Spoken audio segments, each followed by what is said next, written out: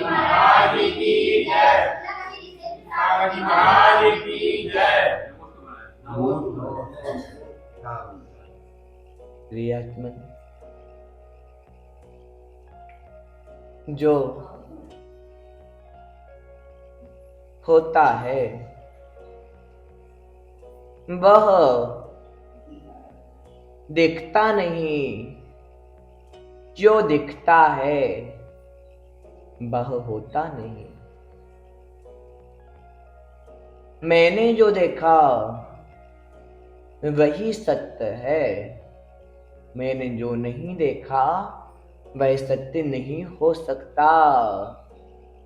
मैं जिसको देखूंगा वही सत्य होगा, जिसको नहीं देखूंगा वह सत्य नहीं होगा। ऐसी हमारी निजी मान्यता है। जो जो देखा वह वह सत्य, जो जो नहीं देखा वह वह असत्य। बोल दो हाओ। क्या बोल दो? हाओ। तो प्रिय आत्मन, यदि आप ये बोलोगे कि जो मेरे नेत्रों का विषय है, जो मेरे कर्णों का विषय है वही सत्य है, उसके अलावा सब असत्य हैं, तो फिर आपकी मान्यता आपके दादा या परदादा के प्रति क्या बनेगी? राम होते, राम थे, कृष्ण थे, महावीर और ऋषभ देव थे। मैंने आपसे कह दिया संदीप जी, राम थे, कृष्ण थे, महावीर और ऋषभ देव थे। मैंने आपसे कहा, लेकिन आपको स्वीकार नहीं हो रहा कि होंगे। एक कपोल कल्पना भी तो हो सकती है, क्योंकि मैंने देखा नहीं, मैंने उनको सुना नहीं, तो मैं कैसे मान लूं कि राम थे, कृष्ण थे और भी आदि आदि जो महापुरुषों के बारे में पुराणों में पढ़ने मिलता है वो थे। आप लोग मानते हो कि नहीं मानते हो? मानते हैं, पर स्वीकार नहीं होता है हृदय से। किताब में लिखा है इसलिए मानना होता है, लेकिन हमने प्रत्यक्ष अपनी आंखों से नहीं देखा। मैंने अपनी आंखों से नहीं देखा कि राम कौन थे, कृष्ण कौन थे, ऋषभदेव और महावीर कौन थे, तो मैं कैसे मानूं? भगवान थे, भगवान यहीं पर बने, भगवान भगवान बन चुके, हमारे से दूर चले गए, हमने भगवान को नहीं देखा। सही कह रहे हैं ना? किसी ने देखा होता हमें भगवान का बता दो कैसे होते हैं? शास्त्रों से पता चलता है। तो जो सम्यक दृष्टि होता है, जो जिनबाड़ी पर श्रद्धा रखता है, वह तो स्वीकार कर लेता है कि महावीर होंगे। लेकिन जिन्हें श्रद्धा नहीं है तो वो क्या बोलता है? ये तो किसी की कल्पना है, ये किसी के माथे की उपज है।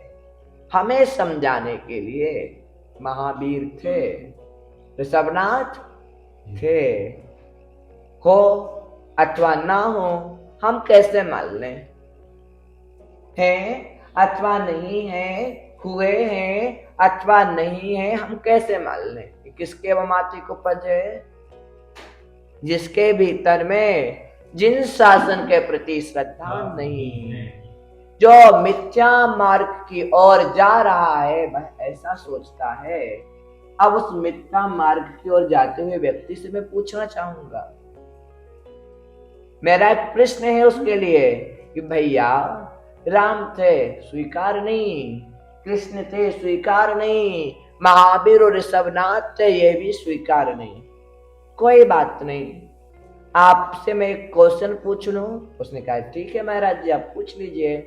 तो मैंने उससे कहा कि आपके पिता का नाम? उसने कहा नरेंद्र कुमार जी। क्या कहा? नरेंद्र कुमार जी। फिर पूछा आपके पिता के पिता का नाम? मुन्ना लाल जी। आपके पिता के पिता के पिता का नाम? बालचंद जी। उनके पिता के पिता के पिता के पिता का नाम? नहीं पता, नहीं पता मुझे। तो संदीप जी ये कितनी पीढ़ी हो गई? बालचंद जी, मुन्ना लाल जी, नरेंद्र कुमार जी। कितनी? 3 पीढ़ी हो गई। इतने में 3 पीढ़ी हो गई, है ना? तो मैंने किनको देखा? उनमें से मैंने किनको देखा? सिर्फ नरेंद्र कुमार जी को देखा, मुन्ना लाल जी को नहीं देखा, बालचंद जी को नहीं देखा। किन किन को नहीं देखा? मुन्ना लाल जी को नहीं देखा, बालचंद जी को नहीं देखा, सिर्फ किनको देखा? नरेंद्र कुमार जी को। और किसी ने बताया कि नरेंद्र कुमार जी के पिताजी कौन थे? मुन्ना लाल जी। आप पहचानते होंगे। मुन्ना लाल जी के पिताजी कौन थे? बालचंद जी। तो वो थे। किसने बताया मुझे? नरेंद्र कुमार जी ने बताया कि मुन्ना लाल जी के पिताजी के नरेंद्र कुमार जी के पिता का नाम मुन्ना लाल था। मुन्ना लाल को नरेंद्र कुमार जी ने देख लिया, लेकिन मुन्ना लाल जी के पिताजी को, बालचंद जी को नरेंद्र कुमार जी ने नहीं देखा। नरेंद्र कुमार जी ने किनको नहीं देखा? बालचंद जी को नहीं देखा। लेकिन श्रद्धान तो है, बालचंद जी थे। कैसे श्रद्धान है? उनको किसने बताया? मुन्ना लाल जी ने बताया कि बालचंद जी थे, वो मेरे पिताजी हैं। तो ये कहां से परंपरा चली आई? जो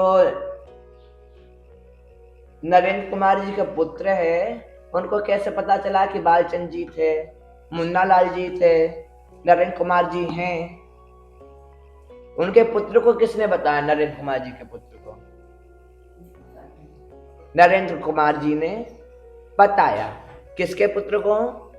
नरेंद्र कुमार जी के पुत्र को। नरेंद्र कुमार जी के पुत्र को श्रद्धान हो गया कि हाँ थे। जब हम ये मान सकते हैं कि नरेंद्र कुमार जी हैं, मुन्ना लाल जी हैं, बालचंद जी थे, तो फिर हम ये क्यों स्वीकार नहीं करते कि रामचंद्र जी थे, कृष्ण जी थे? जब हमें ये स्वीकार नहीं है तो ये भी तो हमारी कपोल कल्पना हो सकती है। जो अभी वर्तमान में है उसकी भी तो कपोल कल्पना हो सकती है। अथवा हम ये कहें कि जो जिन आगम में प्रेरित है, जिनसे हमारा कल्याण होने वाला है, जिस पर श्रद्धा, नाम पर भी श्रद्धा रख लो तो आपका कल्याण हो जाएगा। क्योंकि जिनमाड़ी पर श्रद्धा रखना आज्ञा सम्यक्त्व कहलाता है। सम्यक दर्शन के 10 वेद होते हैं, सिर्फ हमने एक ही नाम सुना। क्या नाम सुना? सम्यक दर्शन होता है। होता है ये तो हमने सुन लिया, पर कैसे होता है इसको नहीं सुना। आज्ञा सम्यक दर्शन, सूत्र सम्यक दर्शन, अवगाढ़ सम्यक दर्शन, और भी कई प्रकार से ऐसा करते करते 10 प्रकार का सम्यक दर्शन हो जाता है। उसमें से पहला हमने क्या बताया आपको? आज्ञा सम्यक दर्शन। तो आज्ञा सम्यक दर्शन कैसे होगा आपको पता है? महाराज ये नाम तो हम पहली बार सुन रहे, कोई बोलेगा, है ना दादाजी? दादाजी आज्ञा सम्यक दर्शन कैसे होता है? शास्त्रों में जो लिखा है, पर आचार्यों की आज्ञा है, वैसा होता है। फिर गुरुदेव विभव सागर जी से जो सुना है, भाई गुरुदेव की आज्ञा है कि वो जो बोल रहे हैं शास्त्रों के आधार पर बोल रहे हैं। उनके गुरुदेव विराग सागर जी ने उनको जो सुनाया, भाई काय में से सुनाया? शास्त्रों में से सुनाया। उनके गुरु विमल सागर जी ने जो सुनाया, भाई काय में से सुनाया?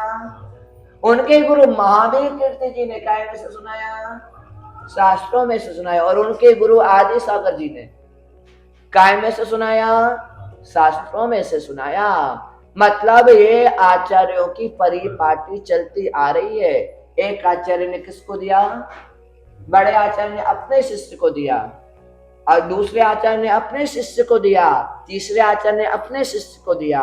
मतलब एक गुरु परंपरा से चलता आ रहा है, जो भगवान महावीर स्वामी ने विप्लाचल पर समोसरण में बैठकर उपदेश दिया था। मैं किसके पास आया? गौतम स्वामी के पास आया। गौतम गणधर ने धारण किया। फिर गौतम गणधर के जो शिष्य हुए वह उनके पास पहुंचा। पूर्व में श्रुत लेखन की परंपरा नहीं थी। महावीर भगवान ने ना तो पेन उठाया, ना कागज उठाया, ना अपने हाथ से कुछ लिखा। लिखने की इच्छा नहीं थी उनकी, क्योंकि उनका भाव मन चला गया था, सिर्फ द्रव्य मन बचा था, क्योंकि मोहिनी कर्म का अभाव जो हो चुका था। अब गौतम गणधर के पास जो ज्ञान आया, उस टाइम श्रुत की परंपरा अच्छी चल रही थी, स्मरण शक्ति अच्छी थी, तो गौतम गणधर ने भी कोई ग्रंथ नहीं लिखे, उनके शिष्यों के पास पहुंचे, शिष्यों से शिष्यों के पास पहुंचे, शिष्यों से शिष्यों के पास पहुंचे। और जब दर्शन स्वामी ने देखा कि अब श्रुत का विच्छेद होने वाला है, तो उन्होंने फिर लिपिबद्ध कराने का विचार किया। तो ये कोई कपोल कल्पना नहीं है। यदि हम ऐसा मान लें कि हमारे ग्रंथों में कल्पना लिखी है, हमें धर्म से जोड़ने के लिए प्रतिमान योग में कहानियां लिखी हैं कि उंगली पकड़ेंगे प्रतिमान योग के माध्यम से, फिर पूरा खोंचा पकड़ लेंगे। क्या बोलते बुंदेलखंड में हाथ पकड़ने को? खोंचा पकड़ लेंगे। तो ऐसा नहीं है, बिना हाथ पैर के कुछ नहीं लिखा। जो पूर्वाचार्यों से आया था वही ग्रंथ में लिखा है। यदि हम ऐसा मान लेंगे तो हम मिथ्या मार्गी हो जाएंगे, हम मिथ्यात्व का सेवन कर लेंगे। इसलिए जो हम जैसा देखते हैं, जैसा सुनते हैं, वर्तमान में सामान्य लोगों से, साधारण लोगों से वह वैसा नहीं होता। वैसा ना तो जैसा सुनाई दे रहा है वैसा भी नहीं होता, और जो दिखाई दे रहा है वैसा भी नहीं होता। लोक की धारणा हमने सुनी थी, किसने बनाया लोक? कोई ईश्वर नाम की शक्ति ने लोक का निर्माण किया है। कैसा? आपने क्या सुना? क्या सुना आपने? कि लोक किसी ने बनाया है। पक्का पक्का सुना? क्योंकि आप जो देखते हो, आपका जो मकान बना हुआ है, आपका मकान बना है ना, वो किसने बनाया? आपका घर किसने बनाया? कारीगर ने बनाया। किसने बनाया? कारीगर ने बनाया। तो जब मेरे मकान को कोई कारीगर बना सकता है, तो लोक को भी तो किसी ने बनाया होगा कि नहीं बनाया होगा? हम आगृहित मिथ्यात्व में चल रहे थे, परसों से हमारा विषय प्रारंभ हुआ था, आपको याद होगा। तो मकान किसने बनाया? कारीगर ने बनाया। लोक भी एक रचना का नाम है दादी, लोक एक रचना का नाम है। बिना रचना का नाम लोक नहीं है, और जहां रचना नहीं है उसे अलोकाकाश कहते हैं। वहां कुछ भी नहीं है, सिर्फ आकाश ही आकाश है। जैसे कि कमरा है आपका, इस कमरे में कुछ नहीं, तो आप क्या कहोगे? कमरा है पर कमरा में कुछ धरो नहीं आ, खाली कमरा है उनमें कुछ धरो नहीं आ, ऐसे ही बोलोगे ना? यही बोलोगे आप। तो आप यदि कमरा में कुछ रखोगे तो कोई जो हमारे नेत्रों से दिखने वाली चीज होगी वो ही रखोगे, तब आपको महसूस होगी, तब आपको दिखेगी। और आप अभी कह रहे हो कमरे में कुछ नहीं, लेकिन फिर भी कुछ है। आपके मुंह से क्या निकल रहा?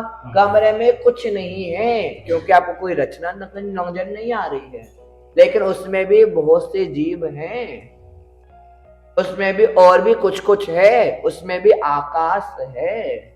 आप बोलो कमरे के अंदर आकाश कैसे आया? बोलो, आपको आकाश दिख रहा क्या? आप आकाश किसको मानते हो? आप आकाश किसको मानते हो? जो नीला नीला कुछ दिखता है ना, आप उसको आकाश मानते हो। सामान्य रूप से आकाश की परिभाषा वही है, लेकिन जब हम विशेष रूप से जैनागम को उठाकर देखते हैं तो आकाश किसको कहते हैं? जो जीव पुद्गल आदि द्रव्यों को रहने के लिए अवकाश देता है, रहने के लिए स्थान देता है, वह आकाश कहलाता है। ये क्या है? हाथ है, मुट्ठी बना ली। और इस मुट्ठी के अंदर कोई रह सकता है क्या? चींटी चाहे। अब कोई मच्छर परेशान कर रहा हो आपको, अब आपको मच्छर से बहुत परेशान हो गया, आप कुछ भी काम नहीं कर पा रहे हो, बार बार आपके कान में झुनझुन झुनझुन कर रहा हो, आप क्या करोगे? ऐसा करोगे, ऐसा कर लोगे। सामान्य ग्रस्त ऐसे करते हैं, मरता नहीं उसमें मच्छर, आपके अंदर आ गया हाथ के। अब आपके हाथ के अंदर है, जिसने बहुत मतलब आधे घंटे से परेशान किया, आप क्या करोगे? ऐसा ले जाओगे और बाहर छोड़ दोगे, खिड़की के बाहर छोड़ दोगे, खिड़की बंद, अब मच्छर नहीं आ सकता। ऐसे ही है ना? तो उस समय मच्छर कहाँ रहा? जिस समय आपने ऐसा किया था उस समय मच्छर कहाँ रहा? मच्छर के रहने का स्थान क्या था? मुट्ठी थी। उस समय मच्छर आपकी मुट्ठी के अंदर निवास कर रहा था, वह उस समय मच्छर के लिए आकाश हो गया, क्योंकि आपकी मुट्ठी ने रहने के लिए स्थान दिया, तो वह मुट्ठी मच्छर के लिए आकाश हो गया। अब आपके मुख में जीभ है, जीभ में मुख है, जीभ में मुख है कि मुख में जीभ है? मुख में जीभ है। तो आपके मुख के जीभ के लिए आकाश क्या हुआ? मुख के लिए आकाश क्या हुआ? जीभ के लिए आकाश क्या हुआ? मुख हुआ, क्योंकि मुख जीभ को रुकने के लिए, ठहरने के लिए स्थान दे रहा है, छाया दे रहा है, रुकने का सहारा है। जो हमें रुकने में सहारा होता है वह आकाश होता है। जितनी सारी हम बिल्डिंग्स देखते हैं, घर देखते हैं, टेंट आदि देखते हैं, जब हम खुले में रहते हैं, वो हमारे लिए क्या होता है? आकाश होता है। क्यों होता है आकाश? क्योंकि उसमें जीव आदि रह सकते हैं, उसमें हमारा निवास हो सकता है। अब एक कोई कल्पना हटा देना अपने माइंड से, किससे ऊपर जो ब्लू ब्लू दिख रहा है, स्काई ब्लू दिख रहा है, वो ही आकाश है। लेकिन आप ये मान लेना, जहाँ हम लोग रह रहे हैं वह आकाश है, जो हमें रहने में स्थान दे रहा है वह आकाश है। तो लोग क्या है हमारे लिए? हम कहाँ रह रहे हैं? आकाश में रह रहे हैं, बहुत अच्छी बात है। लेकिन और कहाँ रह रहे हैं? मध्यलोक में रह रहे हैं। मध्यलोक कहाँ पर आता है? लोक में आता है, 3 लोक में मध्यलोक आता है। तो हमारे लिए आकाश क्या हुआ? यदि लोक की दृष्टि से देखें तो लोक हमारे लिए आकाश है। जब हमारे लिए मकान आकाश हो सकता है, तो लोक भी आकाश है। मकान को किसने बनाया? कारीगर ने बनाया। आप श्रद्धा से सुनना, बातें अपन कल करेंगे, है ना? क्योंकि बातें तो हम घर में भी बैठ के कर सकते हैं। यदि घर में नहीं बैठ पाए तो फोन हमारे पास होता ही है, फोन से भी हम बातें कर सकते हैं, है ना? अब सुविधा ज्यादा हो गई है बातें करने के लिए, है ना? फिर अच्छा हाव भाव देखना पड़ती है, तो वीडियो कॉलिंग भी हो जाती है, ठीक है ना? तो बात अपन बाद में करेंगे, अभी अपन प्रवचन सुनेंगे, ठीक है ना? तो क्या हुआ कि हम मकान में रह रहे हैं, तो मकान किसने बनाया? कारीगर ने, मिस्त्री ने बनाया। उसी प्रकार से लोग भी किसी ने बनाया होगा, है ना? तो जब मकान हमारा कोई बना रहा था, तो उसके लिए क्या चाहिए था? स्थान चाहिए था। मकान को बनाने के लिए और क्या क्या चाहिए था? रॉ मटेरियल चाहिए था, जिनसे मकान बनता। तो रॉ मटेरियल अपने आप आया कि किसी ने पहले बनाया था? रॉ मटेरियल में क्या क्या चाहिए पड़ता? सरिया चाहिए पड़ती, ईंट चाहिए पड़ती है, गिट्टी चाहिए पड़ती है, सीमेंट चाहिए पड़ती है, और भी बहुत सारी चीजें चाहिए पड़ती हैं। मकान सिर्फ कल्पना से नहीं बनता। हमने सोच लिया कि मुझे मकान चाहिए है, तो पहले तो जब हम भोग भूमि में रहते थे तो सिर्फ हमें सोचना होता था कि मुझे बहुत सुंदर सा महल चाहिए। क्या सोचना पड़ता था? बहुत सुंदर सा महल चाहिए। तो आपको क्या मिलता था? एक बहुत अच्छा महल मिल जाता था भोग भूमि में, क्योंकि वहां पर कल्प वृक्ष होते थे। लेकिन अब कर्म भूमि है, यहाँ पर तो कल्प वृक्ष होते नहीं है, तो क्या करना पड़ेगा? आप सोचोगे तो क्या आपको मकान मिल जाएगा? मकान मिलने वाला नहीं, तो क्या करना पड़ेगा? आपको मकान बनवाना पड़ेगा। मकान बनवाओगे तो आपको बहुत सारी मेहनत करनी पड़ेगी, मेहनत में क्या करना पड़ेगा, पहले सामान इकट्ठा करना पड़ेगा, उसके बाद मकान बनेगा। तो आप जब आप मकान बनाओगे तो कारीगर को बुलाओगे, कारीगर को बुलाओगे तो कारीगर क्या कहीं आकाश में बैठ के बनाएगा, जमीन में बैठ के बनाएगा, उसको कोई ना कोई ठहरने की आवश्यकता तो है ना।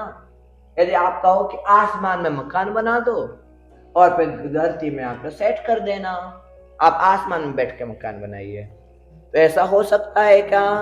नहीं हो सकता। उसको कोई बैठने के लिए जगह आपको देनी पड़ेगी, तभी वह बैठकर बना पाएगा, है ना।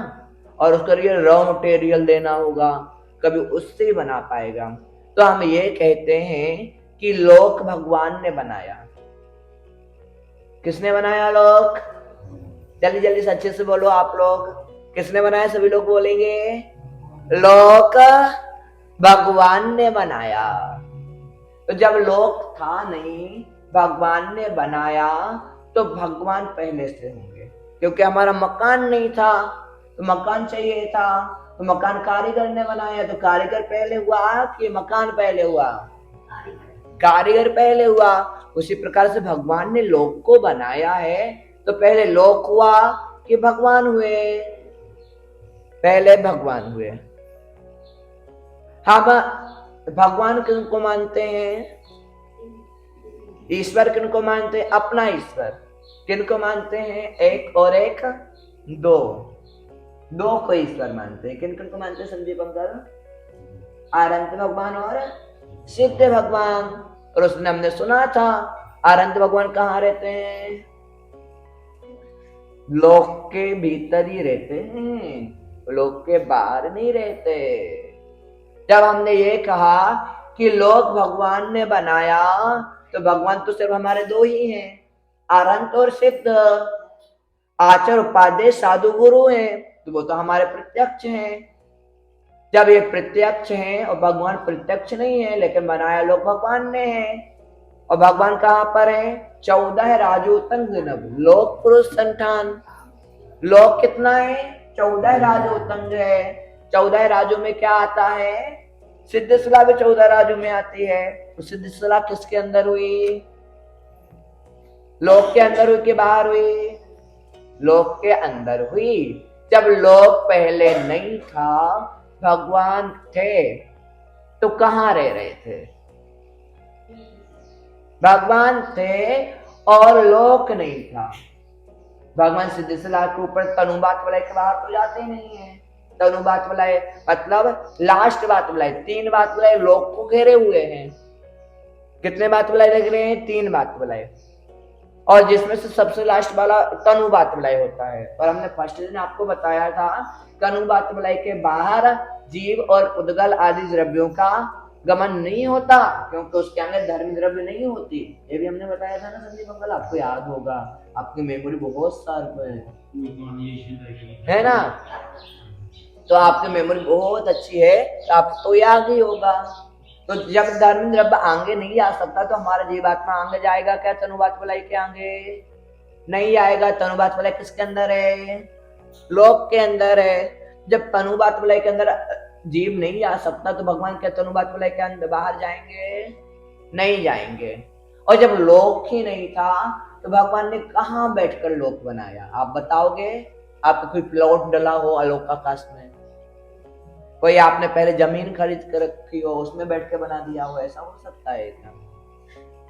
बबलू जी, आपने कोई जमीन लेके रखी हो आलोक आकाश में 14 राजू के बाहर, उसमें भगवान ने लोक बना दिया, वहां बैठ के बनाया हो? हाँ, ऐसा है क्या?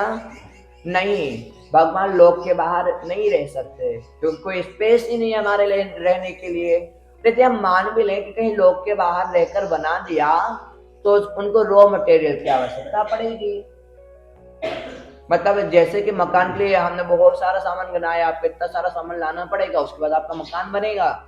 इसलिए जो दिखने लायक है रचना, 3 लोग दिखने वाली रचना है, उसके लिए भी रॉ मटेरियल की आवश्यकता पड़ेगी ना। तो भगवान कहाँ से लाएंगे? और यदि आप कहो कि भगवान ने अपनी शक्ति से बना लिया होगा, क्या बना लिया होगा? अपनी शक्ति से रॉ मटेरियल बना लिया होगा।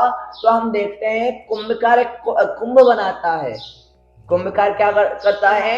एक कुंभ बनाता है, एक मटका बनाता है। तो मटका कैसे बनाता है? मिट्टी से बनाता है, चाक से बनाता है, चीवर से बनाता है, जिसमें पानी की आवश्यकता पड़ती है, चक्के की आवश्यकता पड़ती है और कुम्हार की भी आवश्यकता पड़ती है। मटका बिना कुम्हार के नहीं बनता, मटका बिना मिट्टी के नहीं बनता।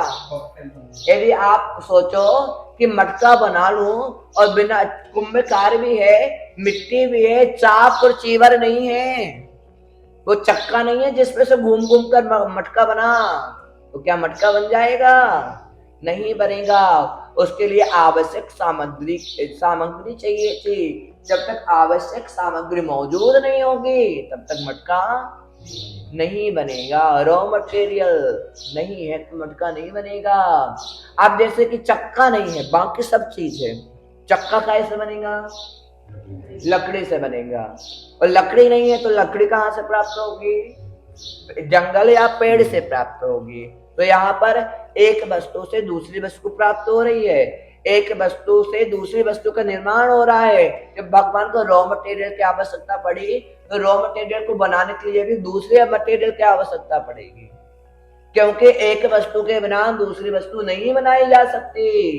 जैसे कि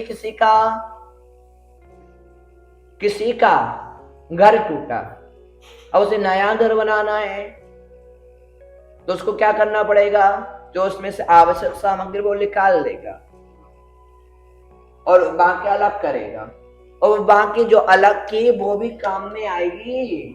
आपका दासा भरने के लिए, प्लांट करने के लिए काम में आएगी। मतलब कहीं ना कहीं किसी न किसी वस्तु का यूज हो रहा है तब नई वस्तु बन रही है।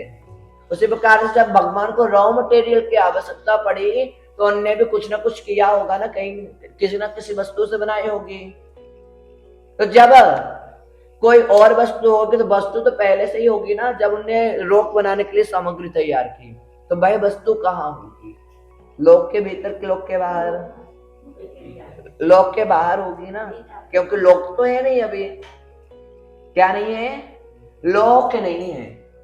अब लोक बनाना है तो उसके लिए सामग्री चाहिए। अब भाई एक वस्तु से दूसरी वस्तु बना रहा है लोक बनाने के लिए, तो भाई पुरानी जो वस्तु है जिससे नई वस्तु बने, तो भाई वस्तु कहाँ होगी? लोक के भीतर होगी कि लोक के बाहर होगी? लोक के। अब बना ही नहीं, जिसे बनाना मकान है नहीं, और सामग्री मकान के अंदर होगी क्या? मकान बना नहीं, प्लॉट डला है तो सामग्री मकान के अंदर होगी कि मकान के बाहर होगी? बाहर होगी। लोक बना नहीं, लोक बनाने के लिए हमें सामग्री की आवश्यकता है तो लोक के अंदर होगी कि लोक के बाहर होगी?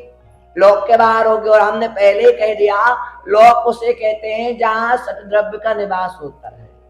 जहां सतद्रव्य नहीं रहती वहां लोक नहीं रहता। और हमारा जो रॉ मटेरियल है वह पुद्गल है कि आकाश है? आलोकाकाश। पुद्गल है क्या आलोकाकाश है? पुद्गल है, जिसमें स्पर्श गंध रस वर्ण पाया जाता है उसे पुद्गल कहते हैं। और जो आपकी सरिया आदि है वह पुद्गल है कि आकाश है? उसमें स्पर्श भी है, मतलब वो किसी के छूने का विषय बन रहा। उसमें रस भी है, जानवर चाटते हैं सरिया को, उसको अच्छी लगती है सरिया। गंध भी आप सूंघोगे तो उसमें से स्मेल भी आएगी। वर्णी भी है, उसका कलर भी होता है। क्या क्या है उसमें सरिया में?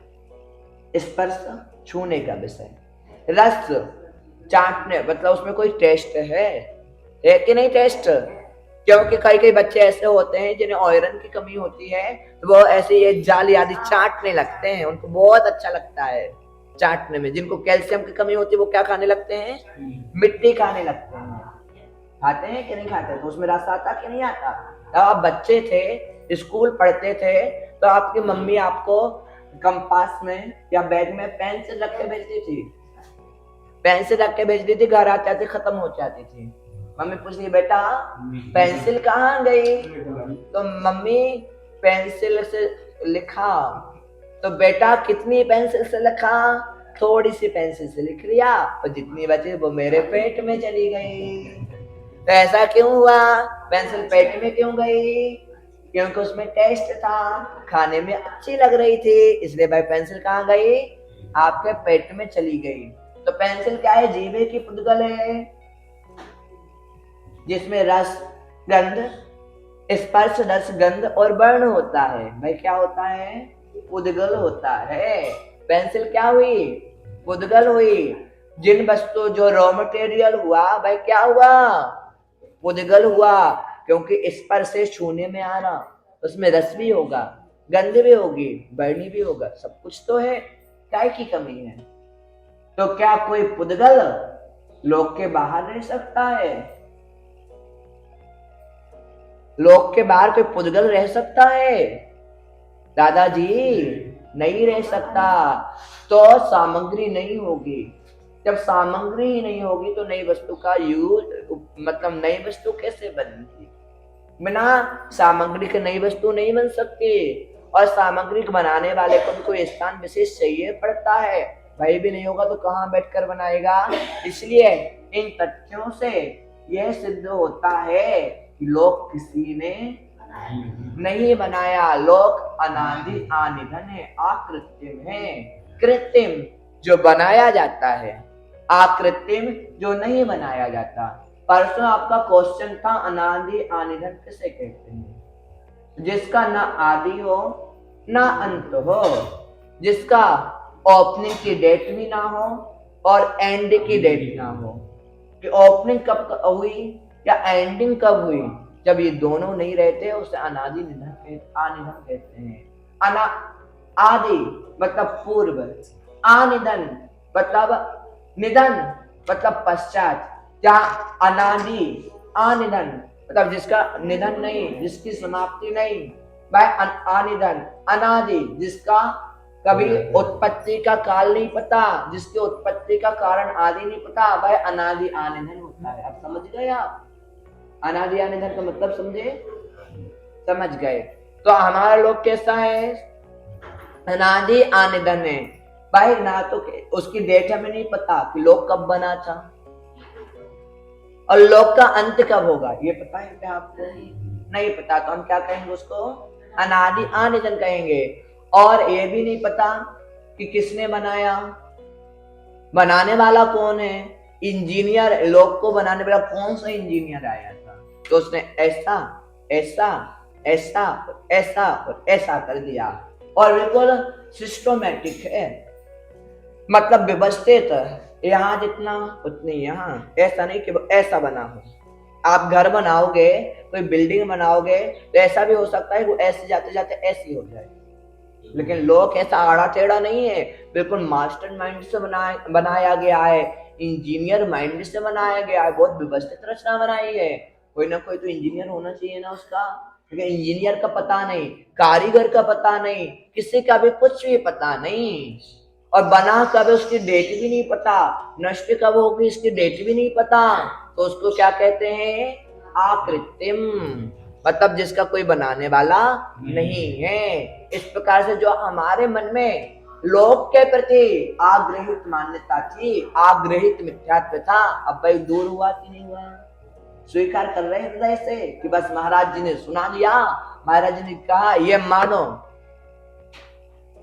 शराब पीने से मृत्यु होती है, यह मानो। तो हम कैसे मान लें? पी रहा हूं, क्या कर रहा हूं? पी रहा हूं, मरा नहीं, तो कैसे माने? पहले मरूंगा शराब पीने के बाद, तब मानूंगा कि शराब पीने से मरण होता है। सही बात है ना? शराब पीने से मरण होता है, जब मैं पी के मरूंगा तब मानूंगा। तो ऐसा मानने के लिए क्या आप रहोगे? एक व्यक्ति था, उसने कहा कि मुझे एक जहर था, ऐसा बोला गया कि इस जहर को चाटने के बाद तुरंत मरण हो जाता है। आप इस जहर के टेस्ट का अनुभव लिखिए। एक दार्शनिक से कहा गया, उसके मन में विचार आया कि जहर चाटूंगा, थोड़ा सा समय को मिलेगा कि हम उसका अनुभव लिख के कि टेस्ट, जहर का टेस्ट कैसा होता है। भले हमें आधा सेकंड भी मिल जाए ना तो मैं लिख सकता हूँ कि जहर का टेस्ट कैसा होता है। बोला गया एक वैज्ञानिक से या दार्शनिक कोई ऐसा व्यक्ति था, अब उसने एक बहुत मतलब तेज वाला जहर था, उसने अपनी जीभ पे रखा और पेन हाथ में है, एक हाथ से जीभ से चाटा, एक हाथ में पेन लिए कि जहर का टेस्ट जैसा, लेकिन उसको इतना टाइम नहीं मिला कि जहर का टेस्ट लिख सके, विष का टेस्ट लिख सके। मतलब उसको टेस्ट लिखना था तो क्या करना पड़ता, पहले जहर खाना पड़ता, उसके बाद टेस्ट लिख पाता। क्या उसके पहले टेस्ट लिख पाता कि विष का टेस्ट कैसा है, जहर का टेस्ट कैसा है? नहीं लिख पाता, लेकिन टेस्ट किया और वह पूरा हो गया। इसलिए हम जो हमारे जैन आगम में लिखा है वह साक्षात तो नहीं देख सकते, लेकिन वह श्रद्धान बना के उसको वैसा मानना होगा, तभी हमारा सम्यक पुष्ट होगा। यदि वैसा नहीं मानेंगे और अपनी कपोल कल्पनाएं रखे रहेंगे तो आप ग्रहित मिथ्यात्व को पुष्ट करोगे, आप आग्रहित मिथ्यात्व को पुष्ट करोगे। मिथ्या यदि मानता पुष्ट होती रही तो कभी आपको सम्यक दर्शन नहीं हो सकता। सम्यक दर्शन नहीं होगा, आप ऐसे नहीं बन पाओगे। जो आप इतनी सारी मेहनत करते हो, सुबह से जल्दी उठते हो, नहाते हो, धोते हो, मंदिर दौड़ते दौड़ते आपका अभिषेक ना हो जाए, पूजा भी करनी है। क्यों कर रहे पूजा? बनने के लिए। क्या बनने के लिए? भगवान जैसा बनने के लिए, भगवान जैसे गुण प्रकट करने के लिए। यदि आप उन्हीं की नहीं मानोगे, जो उन्होंने कहा है उनका वैसे का वैसा नहीं मानोगे, तो क्या आप बन पाओगे? नहीं बन पाओगे। इसलिए जैसा सुना और जो देखा, जैसा सुना और जो देखा वह कभी सत्य हो सकता है और कभी सत्य नहीं भी हो सकता। इसलिए सुना सुनी में मत रहना, देखा देखी में मत रहना, क्योंकि आपके अंदर जो है वह परमात्मा बैठा है। आप अपनी वाइफ को वाइफ के रूप में देख रहे हो, अपनी पत्नी के रूप में देख रहे हो, लेकिन जो आपकी पत्नी आपको पत्नी रूप में देख रही ना, जो आपको आपकी पत्नी रूप में देख रही भाई वैसी नहीं है, जो दिख रही है भाई है नहीं। संदीप जी, आंसू की मम्मी जो आपको दिख रही है भाई वो है नहीं। तो आप बोलो कि हमें तो वैसे ही दिखी जब से आई है हमारे घर। कह दो जैसे हमें पिताजी ने देखा था हमें तो वैसे ही दिख रही हैं, जिस रूम में उन्होंने देखा था मुझे उसी रूम में दिख रही है। तो हमारी दृष्टि से भी तो देखने का प्रयास करो। आपको तो देखने में दिख रही है कि भाई आंसू की मम्मी है, लेकिन यदि आपने सच्चा देखा होता तो आपको उनमें परमात्मा नजर आते, क्योंकि उनके अंदर जो आत्मा बैठी हुई है उसमें शक्ति है भगवान बनने की, उस आत्मा में शक्ति है परमात्मा बनने की। लेकिन आपने क्या देखा? उनको पत्नी के रूप में देख लिया। पत्नी के रूप में देखा तो संसार की वृद्धि कर ली, लेकिन यदि आप परमात्मा के रूप में देख लेते तो आपके संसार का क्षय होता, आपको वास्तविक स्वरूप समझ में आ जाता। इसलिए जो दिखता है वह होता नहीं है, और जो होता है वह दिखता नहीं है। इस सूत्र को याद रखना, तुम्हारा कल्याण अवश्य हो जाएगा। जो दिख रहा है मुझे उस पर विश्वास नहीं रखना, और जो नहीं दिख रहा है मुझे उस पर विश्वास रखना है, लेकिन पहले कसौटी पर कसना है, उसके बाद करना है। परम पूजनीय आचार्य भगवान विभव सागर जी महाराज की